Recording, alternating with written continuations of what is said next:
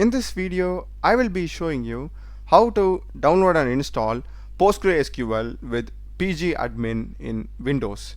So let's get started. First thing, just Google PostgreSQL. We'll be having the first link, postgresql.org. Click it. So here we are having the download option. Click it. And here we are having installers for multiple operating system.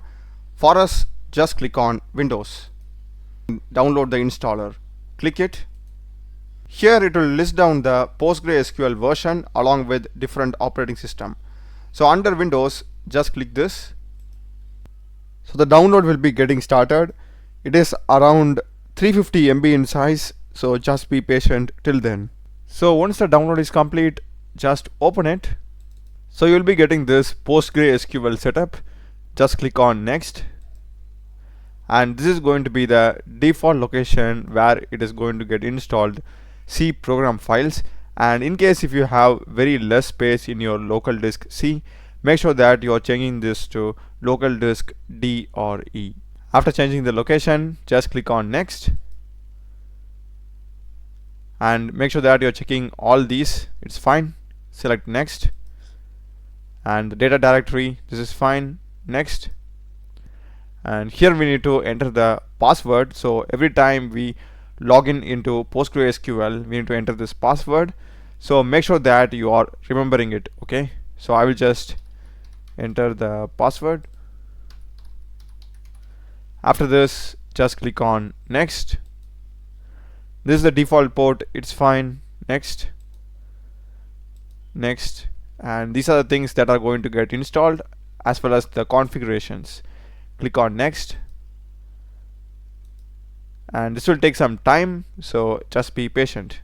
Once the installation is complete, you will be getting this message. Okay, Stack Builder may be used to download and install additional tools and drivers. So in case if you have that purpose, make sure that you're checking this and click on finish. If you don't want any additional tools or drivers, so we can simply uncheck it and click on finish. That's it. Now just go to search and type PG. Okay, we'll be having this PgAdmin 4. Open it and we'll be getting the PgAdmin 4 or PostgreSQL dashboard, and here we are having servers. Just expand it and here it will ask us to enter the password. So now let's see how we can create a table inside this DemoDB database. So here we will be having schemas under this, expand, and we are having an option called as tables. At this moment it is empty because we have just created the database now. So right click on the tables, create table. So we need to give a name for the table. Let me go with DemoDB.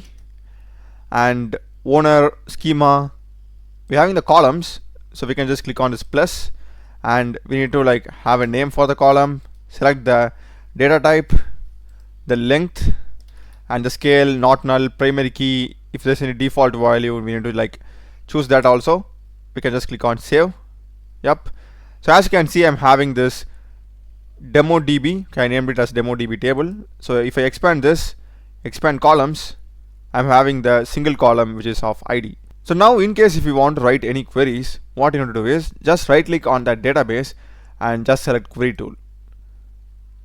So now we can write any queries related to this particular database. Okay, the tables inside that, inserting data, anything, we can do that over here. That's a video, guys. Do check the playlist of my channel. There are a lot of videos in programming and AI tools. Subscribe me. Thanks for watching.